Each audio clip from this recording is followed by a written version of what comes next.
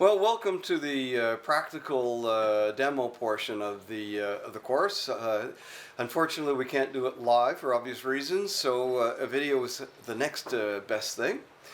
First, we're going to start off by talking about PPE, personal protective equipment, which is a critical part of gear in handling and working with display fireworks.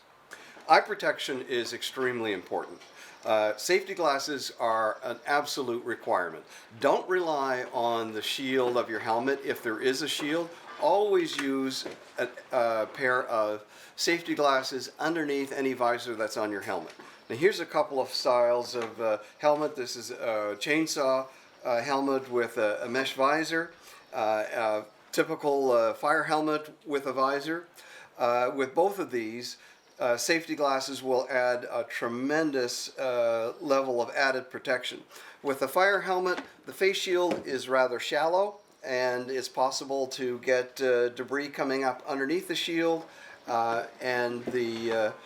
Even though this helmet has a deeper visor, still it's very important to have secondary protection underneath this.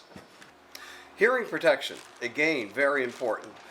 Fireworks, when they are ignited, are very, very loud when they leave the mortar, and they can damage your hearing over a period of time. So you can wear a pair of earplugs, or if your helmet has attached ear protection, either one is fine. You don't need both.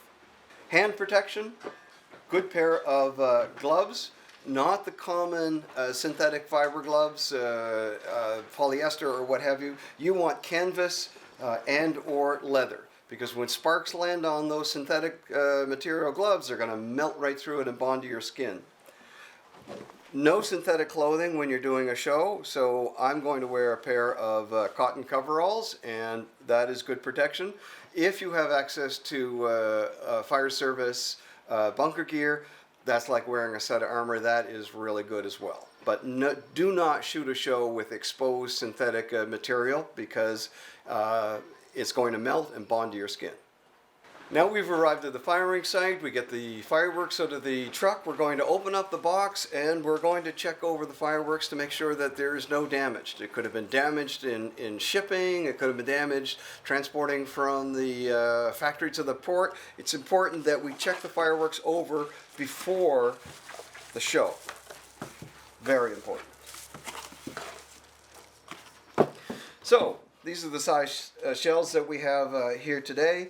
50 millimeter. As you can see, all of the quick match fuses are bundled up very neatly. So you want to lay out your fireworks and undo all of the fuse, getting ready to drop into the mortar. And when you're stretching out the fuse, you're going to look on both sides to see if there's any tears or cracks in the quick match. If there is, it means that you can see the black match underneath, and any spark or flame or burning debris that lands on this fuse, makes contact with this break or tear, is going to set off the shell prematurely, which is dangerous. So just take a piece of masking tape or any kind of tape and just tape up any break that you may find. Here we have a 100 millimeter shell. This one is in a plastic bag. And that is done to protect the lift charge that's in the very bottom. If there happens to be any moisture in your mortar from either the dew or a slight drizzle, or maybe they were just stored damp, if this was lowered into the mortar without the plastic bag, the paper, of course, would wick up all of that moisture and wet the black powder lift charge, and it would not work properly. So the plastic bag remains on the shell. Now this one, the fuse is all done up with a piece of tissue paper. We break that, we stretch it out, look for any breaks or tears. Looks good. Two means of ignition. The plastic connector for insertion of an E-match, if we're going to fire it electrically, or for manual ignition, we pull the safety cap, exposing, in this case, a piece of visco fuse, which will then go into the quick match. Here we have another 100 millimeter shell. This one does not have a plastic bag, different manufacturer, but the lift charge is protected because the gunpowder in the lift charge is inside a small plastic bag. inside this paper cup. So this one can be lowered into the mortar without any additional protection. If there is any moisture on the bottom, the black powder is protected on the inside by means of the plastic bag. So same process, we stretch out the fuse, look for any breaks, connector for electrical ignition, pull the safety cap. In this case, the manufacturer has black match fuse. It's all ready to go, looks good. Here's our cake that we're going to fire. This is a fan cake because we have a smaller footprint on the bottom, wider at the top, which means that the tubes are angled. We're going to be firing this way, and vertically. We have 3 fuses on this cake, and typically on all cakes, connector for insertion of the E-match, and we have 2 fuses, the primary and secondary. And just remove the cover, fuse cover. The fuse cover is to protect against accidental ignition from stray sparks. And there we have the visco fuse for manual ignition, and there is a second visco fuse that will start the cake at the other end. Why is there a second fuse? Because you may want to ignite both fuses at the same time to have the cake fire at both ends. It's going to burn through twice as quick, but it's also going to be twice as intense. And sometimes we may want a daisy chain from the end of this cake to the beginning of the next cake, and we would attach it to that. Here we have a preload 100mm mine. Comes already loaded in its cardboard mortar, which we dispose of after. It's protected on the top with tin foil and E-match fuse for insertion of the E-match. Here we have a Roman candle. This is an 8-shot Roman candle, very nice, from Portugal. On the label, we do have an arrow pointing which way is up. It comes with a plastic cap. Sometimes the plastic caps will come off during shipping, but the plastic cap is to hold the quick match fuse in place and to prevent the contents of the Roman candle from falling out. So the cap remains on. Do not take the cap off when you fire it. We have our quick match fuse for insertion of the E-match. As you can see on this one, there is no delay of black match. Now, if we're firing this electrically, which most Roman candles are, that's not an issue. We'll attach the E-match directly to the quick match. If for some reason we were going to hand fire this, we would want to cut back 2 or 3 inches of the paper to expose 2 or 3 inches of the black match to give us that safety delay when the fuse is touched to it. So today we're going to use the Cobra wireless firing system to fire our few electrical circuits. It comes with a transmitter and with the module. The module has capacity for 18 separate cues. You can put multiple E-matches in each cue if you want to fire them simultaneously. And I'm just going to show you the insertion of one E-match. So all the E-matches come from the factory already shunted. Shunted is when the copper wires are twisted together, and as we saw in the PowerPoint presentation, this is to prevent any stray current from entering the leg wires and possibly setting off the E-match. So we will just unshunt. Now, usually the bare copper is fairly long, and we don't want to plug it in to the terminal with all that bare copper. The reason being, as you can see, that if the wire is tugged on, it's possible that those 2 wires can touch and short out. So what is very common is just to bend over that piece of bare copper to shorten it up and then insert it. And what that does is it doubles the amount of copper continuity with the system. Now after you insert, we want to see just a hint of copper showing. If you can't see copper showing, it's possible that you've inserted the leg wire so far in that the terminal is biting on the insulation, not on copper. So you want to make sure that you can see a little bit of bare copper coming out of the terminal clips. For hand firing, our preferred method is a 15-minute flare. We find the 15-minute duration is a good all-round length of time. And we use our own handles called, we call them a shooting stick. It's just a 1 foot length, but it has a coupler that very nicely accepts the flare. And now we have just that added reach to give us a little bit of extra safety from the ignition of the firework. Any longer than this and it becomes unwieldy. It becomes hard to control the end of the flare, and you really do want to have good control over where your flare goes. So this is a good all-round length and is used hundreds of times every summer. So here's our 50mm mortars. This is the rack that we use for the 50mm. It's all vertical, fired straight up. This rack's been tested so that we know that it will hold together in the case of a malfunction. Then let's move over to our fence frame style, very popular style. We have our 75mm mortars, our 100mm mortars, and on the end we've attached our preload mine and our Roman candle. Now, with the fence frame style, we use straps to strap the devices on. It's a very rigid system, very, very good. Been tested over hundreds of shows.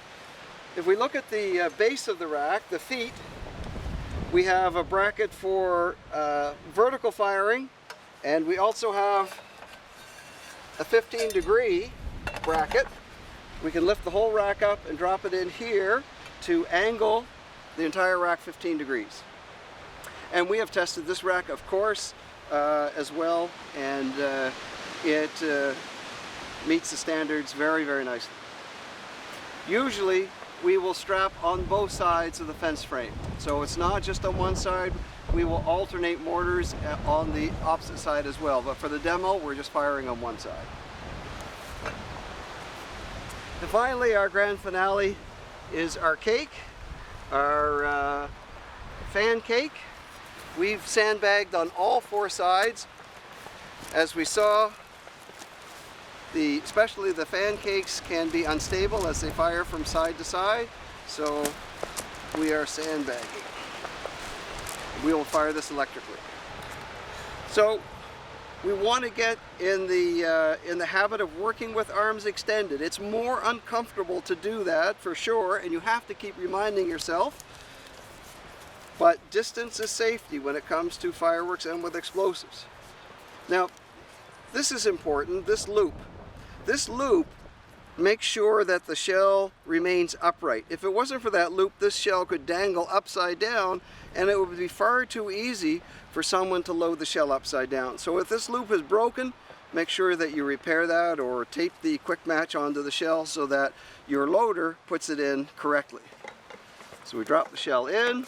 The 50mm are pretty light, so you may have to really work at it to make sure that they go down all the way to the bottom. And just to make sure, you can take your cleaning stick, it's at the bottom, and we're going to fire on this side of the rack, so all of my fuses will be on this side. Another one.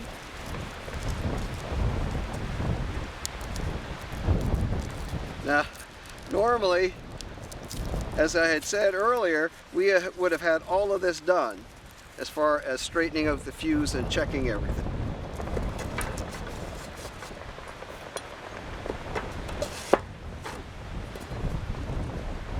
Now these safety caps, especially these small ones, tend to come off very easily, so they're a bit of a pain in the butt to work with.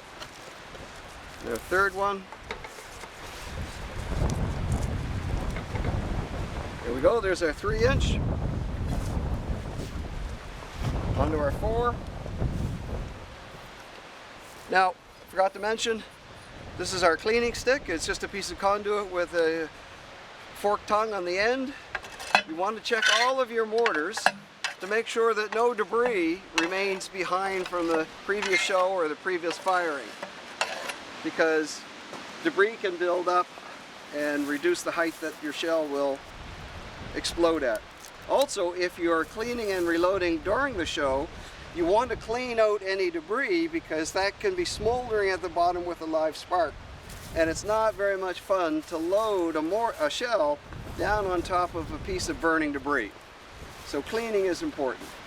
Now as the shells go up in size, they get heavier. So I use my finger over top as a guide to lower it down.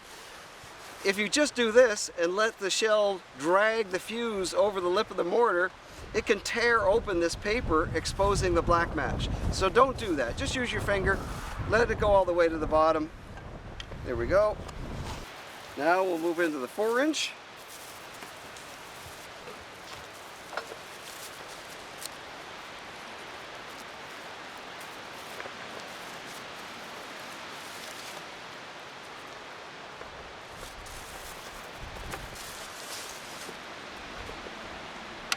It's quite windy today, so we've used our handy-dandy weather flow wind meter to take a reading, and as you can see, the winds from the south average 11.7 kilometers per hour, gusting 25.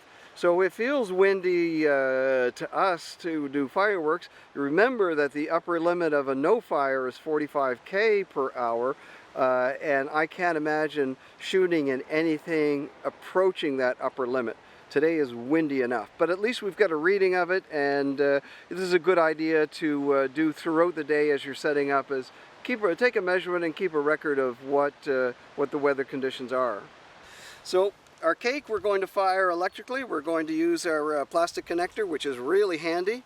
Again, try to remember to work with your arms extended, with the shroud inside the connector. Do not push back the shroud and expose the E-match. You will see some people doing that. Don't do it. The shroud protects the E-match and will help reduce the chances of an accidental ignition. Shroud back in place. Shroud goes in. I like to use my thumbnails just to give it a little push inside to seat it well, then wrap around one side, around the other, and then extend, and we're ready to plug that into our firing system. Now we're going to E-match our Roman candle and our mine. Both are similar in that when we pull the safety cap off, we only have the quick match. There's no exposed black match, and the same with the mine. We just have the quick match. So we're going to learn how to E-match that. Previously, it was accepted practice to push back the shroud, exposing the head of the match, open up the quick match, shove the E-match in like this, tape it up, etc., etc. That is no longer permitted because of the number of accidents that have occurred, serious accidents from accidental ignition of the E-match. So we're going to leave the shroud in place. It's going to be a little bit more work because, as you can see, the shroud in most cases will not fit down inside. In this case it will, but usually it won't. So what we do is slice open the quick match paper so that we can peel back the paper a little bit. There we go. Now we can see the black match. We place the shroud in there, and then we tape this up. So now we have taped this up with the shroud in place, much safer. What we're going to do is put some strain relief on the circuit because invariably somebody with size 12 boots in the dark is going to trip over your wires. So we're just going to take a bit of a half hitch, drop it over the top of the candle, snug it up, and that way if somebody trips over the wire, it's not going to yank on the head of the E-match and possibly pull it out or trigger an accidental ignition. So now we've E-matched the mine the same way, and for strain relief we've just wrapped it around the bottom bar of our rack. Does a great job, and now we're ready just to plug it into our module. So we've wired in our first circuit, which is going to be the Roman candle. We've wired in our second, which is the mine. Notice that we've just got a hint of copper. Our third circuit will be the grand finale, which will be the cake. Separate the wires, double over the copper, Insert into the clips.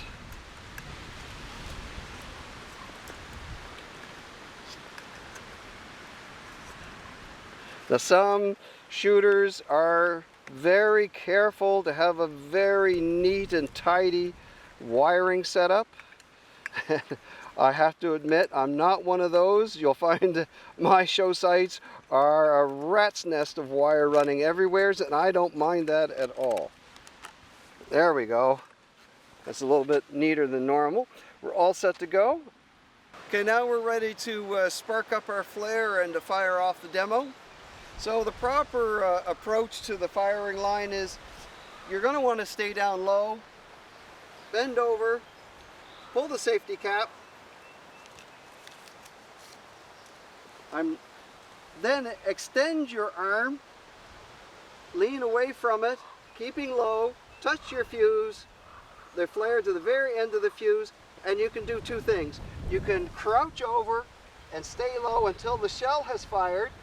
This way you're presenting the minimum amount of target in case of a malfunction, or if you feel more comfortable, take a step or two away.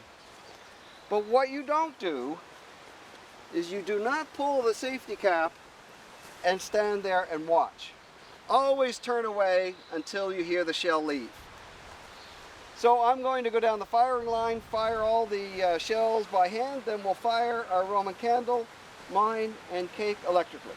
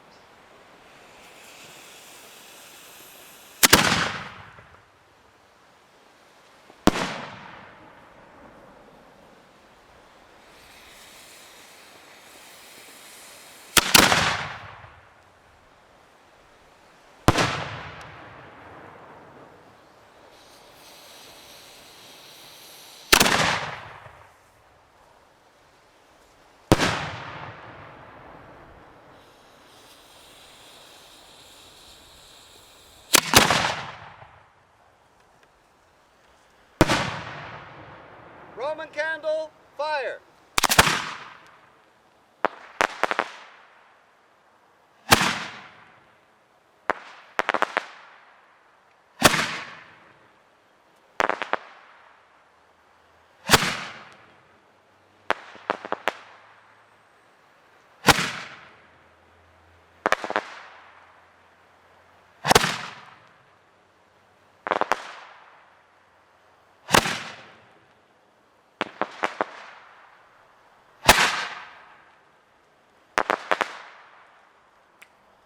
Mine, fire!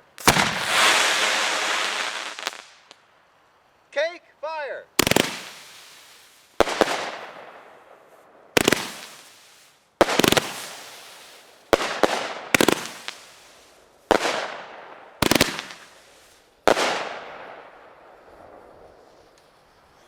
So we had a safe show.